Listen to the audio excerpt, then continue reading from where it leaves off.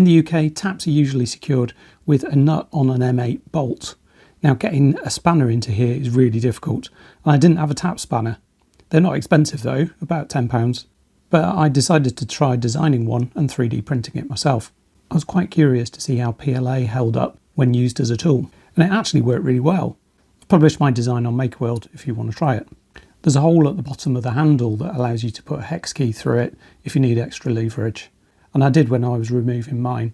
Fixing the new taps in place was easy, but I needed a slightly different size tap spanner. This one could be slightly shorter than the other one because these flexible tails can just be pushed out of the way and don't cause an obstruction like the copper pipes on the old one.